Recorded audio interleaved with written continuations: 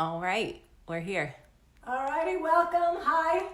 The sisters are in again. I'm Marnie Nir, expert coach at Handel Group. This is my sister Lauren Zander, co-founder and chairwoman of Handel Group. And welcome. We got your questions. You really did send some in, so we're all excited. And remember, send some live ones in, and we might ask them if Linda can read it. All right, today's topic is a continuation of last week's because that was so popular. Even though it was a little early for the holidays, we decided to do the kind of Are You Effed on the holidays, and it's family, finances, and food.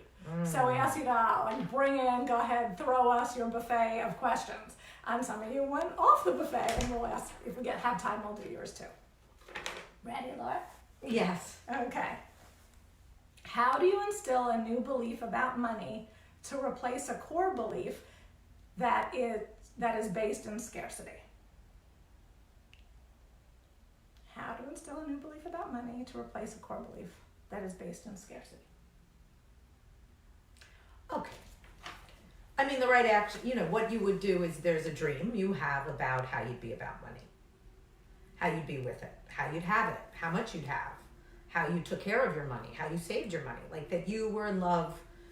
Not with that the topic is the most important topic, but that you respected yourself fully. And so what you're saying is you have a series of ways you interact with money that you're not so impressed with. You figure out what those are, right? Like, I only grocery shop and buy these things. I only, go out to dinner at these two places. I always save this. Like, there's whatever you're doing that you don't like. And then there's what you wish you would do that you'd like, right? There's what I wish I would buy one person dinner once a month. And I wish I would pack my lunch and not waste all that money spending money for lunch at, during work hours, because I really could make a salad. I just run in and out and I throw $25 every day at food that's not even the healthiest for me. So there's things that you're doing you don't respect. There's things you're doing you would respect. Figure out the ones you don't respect that remind you of scarcity. And figure out ones that would remind you of who you want to be. I don't think you would go from scarcity to generous, like don't want out people buying everybody everything, but there's some happy medium that would make you proud. And what you would do is you would come up with the very practices you're ending, and then the one you're starting, right? You're replacing old with new on purpose. And then you name the old, you name the new. And then the only other really important thing that you do is that you get an accountability buddy. You do not practice this alone in your head. Will not work. Will be just like a good idea that you talk about and never really start, or start a little and then blow off and then feel bad about. So don't do that. Get an accountability buddy. If you're in inner you, by all means, go get yourself a buddy and put this into your promises and really start to track it, and you will feel and experience the difference that you're looking for. Really, you're always like 3 to 5 actions away from changing how you feel about yourself at any moment. And figuring out those actions is yours to do. Even failing at those actions feels better than doing the same old shit. Awesome. Yeah. So I think it's really important to write out your theories, and then you're even going to discover as you write out your crappy theories about money that they're not even necessarily yours alone, right? They're more than likely your parents or your grandparents. So it's neat to discover that it's lineage that you're passing on and want to go evolve, right? So that's kind of fun. So see, there's no design if you're just reacting to your parents' scarcity model or have the same one. All right. There you go. Cool. Okay. Cool. Tips for conscious eating over the holidays. Or what does conscious eating mean to you?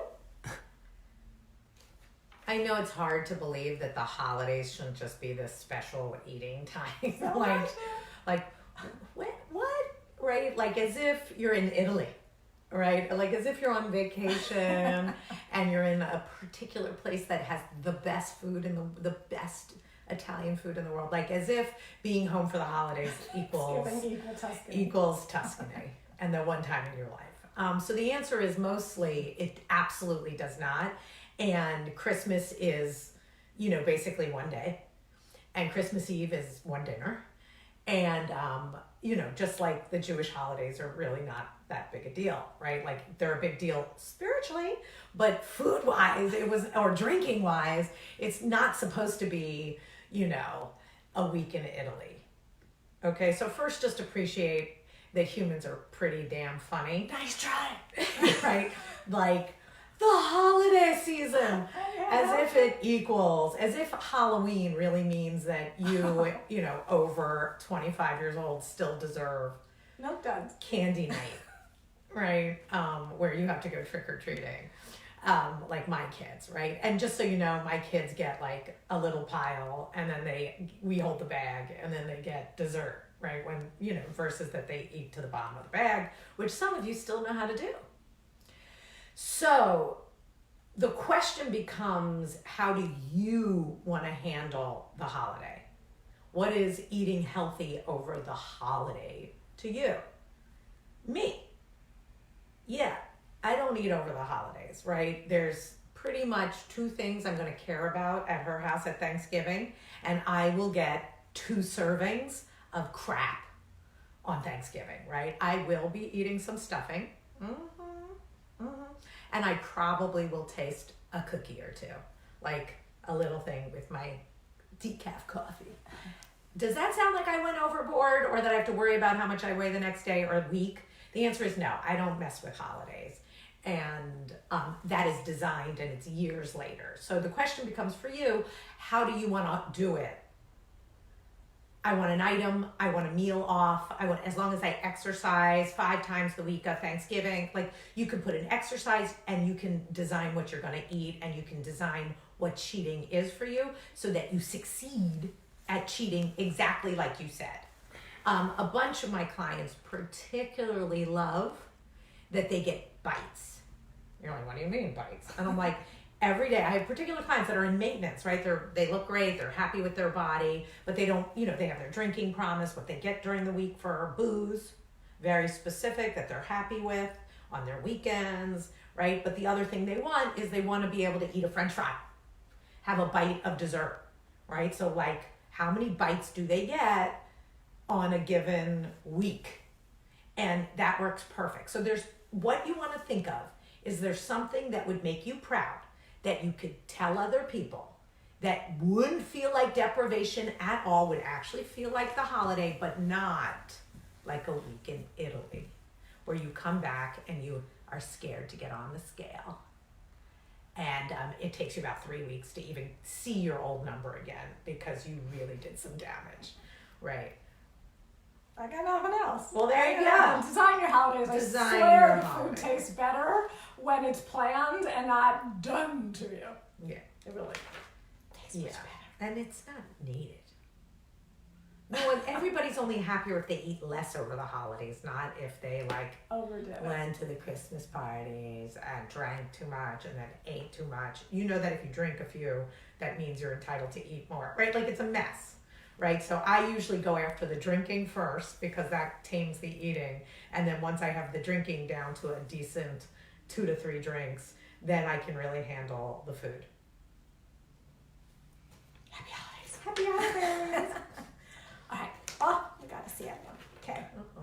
My mom passed a month ago. She adopted me as a single mom, and I am dreading the holidays. Any tips? Don't do it alone. Ideally, you would be with someone else who loved and knew her so that she could be celebrated. You would go in on it. You wouldn't try not to be sad. You would celebrate how much you're going to love and miss her.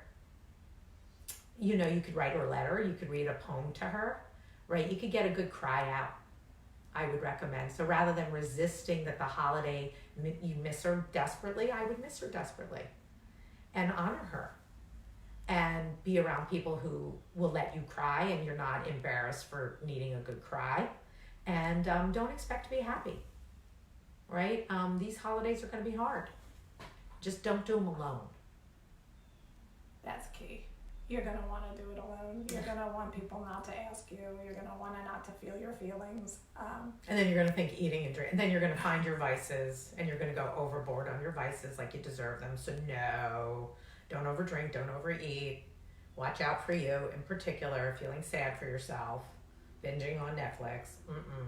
And then right now you would make real plans, right? And you would ask people to just know you're going to be a little lethargic, sad, and could they bring you out? Could they make sure you're participating, right? Even if you look miserable, which you will. Okay, it's really okay to be sad. It's just not okay to be, depressing and alone, because that will make you feel worse, and then it'll make you eat more, and then that'll make you feel worse, and then you'll sleep more, and then it just, don't let yourself end up in a real hole to run what was called a pity party versus that you're really just grieving. Yeah, got nothing else. All righty.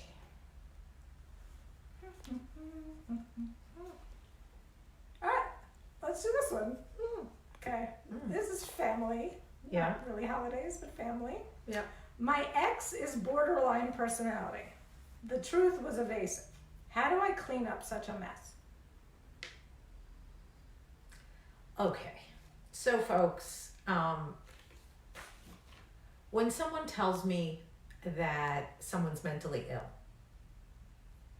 and we're gonna believe you, right? Like you're not giving them a diagnosis because they know how to yell at you when you cheated on them, right? Like it's not some like random, they're bipolar, right? Like they're crazy, right? But it's like, no, there's really something deeply sad and wrong. Like it's something sad, right? And they really do have a disorder. Mental illness is like cancer, right? You know what that is. You're not going to ask the person who has cancer to go for a run or to like meet you really early if they don't feel well, or that, like you understand someone's sick. So when someone's not well and is mentally not well, you are not going to be able to get resolved with someone who is a borderline personality who lies, because they're not lying like they know they're lying. They don't. A borderline personality disorder means they believe what they're saying, even though what they're saying is a lie to anyone else who's listening. So they're not well. And it really, as crazy as this sounds, it's not their fault. They don't want to be that way. They are that way, but they're not like, yeah, let's get up and tell a good one today so I can steal your money. They're not trying to be sick. So what do? Good question. So I teach this in this moment. There's unconditional love and conditional love. Conditional love is, we have a conditional relationship. If I say I'm going to be here at 3, she says she's going to be here at 3, and then she shows up at 3:20, I'm upset. That's not wrong. She apologizes. We resolve it. She makes a new promise. That's like conditional love. Like she can be upset. We have conditions. We meet each other's conditions. We make promises to each other. We keep them. Our relationship grows. The more honest we are about our conditions, the more we can take care of each other. Conditional love. My marriage is conditional love. Aspects of my raising of my children is unconditional love, right? I should not only love my children if they brush their teeth, because that 11-year-old still needs to be told to brush your teeth. Hi, Daisy. Right? Like, and if it's unconditional. How many years do I have to tell my child to brush their teeth before they actually like to brush their teeth and don't need my help? So that you can see where there's this unconditional keep teaching and don't expect it to be different. And then there's conditional love, where two grown-ups really can take care of each other and have conditions on each other. When you're dealing with mental illness, when you're dealing with Alzheimer's, when you're dealing with someone who's even wildly pregnant and hormonal, right? It's a little unconditional, right? Like their hormones are flying. They don't mean to be crying right now, and they're just talking about last year's birthday, right? Right? So there's uncontrollable emotions or behaviors that you really need to accept, versus you can have a conversation that changes anything. So I'm sorry to inform you, in your relationship with your old boyfriend, I recommend unconditional love for them. accept them as they are, love them as they are. And if that means hide your wallet, it means if you want to hang out with them, hide your wallet. They really might try to steal it. Okay, that doesn't mean don't go for lunch. You could love them. It's just not what grown-up conditional love is, where you really teach each other something and grow together. It really is accept and choose as is. Yeah. I never heard you do the conditional, unconditional. Yeah. That's good. You like I it? did. It's very much for the, born again Christian, like someone who's religious and you're gay, right? But they're your mother and you want to have a great relationship with them. They're going to be sure you're going to hell every time. It's not their fault. That's what they think. You could even go, that's a little crazy. I'm not really into that. That's not crazy. It's who they are. You could, right? So the person who's, right? So there's a way to create it as unconditional, but radically different, and then not try and change them ever again, but accept them. Yeah. I mean, I think I find with clients that have relationships with unwell people or have an unwell parent, where they get, what's so fascinating always is that they keep expecting them to be sane, right? And keep getting hurt the same exact way when that unwell person is acting unwell, right? It kind of makes this person over here that's well a little crazy, that they just keep getting hurt as opposed to just getting that a person that is unwell is unwell. Yeah, like you're not gonna believe what she did this I week. can't believe Can you, like last week she was so good, but this week, yeah, right? It's the I can't believes, and then that's crazy because it's so believable given that we know they've got a doctor's note. They do. So if you're going to give a doctor's note to someone, like you're going to put a label on them, that's a serious mental illness label, you can't take it off to get mad at them. Right? You don't go, the person is 98 years old and now I'm really pissed they didn't go for a hike with me. Right? It's like, Lauren, that sounds stupid. And they couldn't keep up with you either. Right? Like that sounds like a duh. So there's a way that you need to accept what's going on with that person like a duh, even though that's very sad. And love them for who they are. And what, that person's never going on a walk with you. They're never not going to do this with you. And it's really hard because we want people to get better or believe people can get better. So that's why we're like believing in them changing or that, something could work versus nothing's going to work. That's a mental illness, right? Yep. All right. 3 minutes. We have 3 minutes. Let me see if Did any questions come in? No, Not one question, you people. Come on. unless I'm doing it wrong, which Unless is I'm possible. doing it wrong, which could be true. And you've typed many questions. All right, I'll give you this one. See if you can do it in 3. I can Lauren. do anything. All right, but it's like a big one. But go for it. What are the steps to figure out a career? 3. Okay, geez. So first of all, it's okay that you're going to figure out your career and not get the right answer on the first try. Like you're headed for the right career, you're headed in the right direction, and your best answer as of this year or next year, that's in the right direction. Okay, so, it's the Steve Jobs quote, like you can't tell until you look back what it was. So going forward is a little tricky because you're not going to see the map going forward. You're going to see it when you look back, how you got where you really wanted to go. But picking your best choice now is really possible.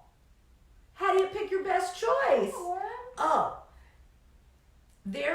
What you're looking for is you're looking for your heart to be the most important feature, like what you love, and then how you're going to make money. Your head comes in after it figures out what it loves the most, what it's best at. So you make a list of things you love. I love furniture. I love art. I love reading copy. I love fashion. You love something. Whatever it is. Sports, love something. Have your first 3 things you love. You love. You could read about it all night long. You could watch TV on it all. You love it. So figure out the top 3 things you love. Next list. What you're really good at. I love reading and writing reports. I love analyzing numbers. What are you actually really talented at? What can you do drunk, right? Like, oh, I can do that drunk. I'm still good at it, right? Like, what are you good at? There are things you're good at that you don't really like doing, but you're still good at it. Make a whole list of what you're great at. And then on the list of what you're good at, I'm good at organizing. I'm good at this. I can do this. What you're good at, right? Then write next to the list of everything you're good at, 1, 2, or 3. 1s are things you love doing. 2s are things you like doing plenty, but not your favorite. And 3s are like, don't make me do the 3s. Okay? So then you're going to put together finding a job that would describe in that area what you love doing combined with what you're good at. And start to figure out what the job is. Someone already has your job in some building in New York City, and somewhere your job exists. Start to figure out who has the job of your dreams or on the way to your job of your dreams in the field you love. And then deal with getting into it, right? And truly, inner you business, like we literally go through, we have an inner you Career. and we have inner you life for your life. So inner you for life will also touch on this, but inner you career will completely take you on this journey. But yes, I just figured out how to make you pay money to do more than what I just said. So I gave you the right answer, but there's a lot more to it, in which case do inner you career. It's true. Speaking of inner you, we have a special offer today. Obviously, we love inner you and think everyone and their mother should do it. For today only, this is like a Crazy Eddie moment. Crazy Eddie. We're giving inner you half off to you. So for the next 24 hours only, if you use our code Sisters Are In, you get inner you for your entire life for $325. It's 24 hours only. We're testing this to see if you need a push. Like that. I always need a push. I like a deal. So She likes a deal. I like a push. Speaking to me as if I can make money on something, it's mine. So consider this an awesome deal. Sisters Are In. Check it out. Go sign up. Get the deal. And then you can also use it for inner you career, which is entirely different content than inner you coaching for life coaching. Okay, so if you're headed for your business, if you want to learn for your career, this is literally what we're selling to our corporate clients, and it's the best, but we're selling it individually also. And also, if you sign up now, you could still get into Lori Gerber's masterclass, which starts October 24th. So if you sign in, use that, get into that masterclass, which is a once a month course, an hour a month, where Lori's gonna walk you through inner you. So you don't even have to do it alone. Okay, so thank you. Till the next time, you'll find all that in the comments and bio. Bye. Bye.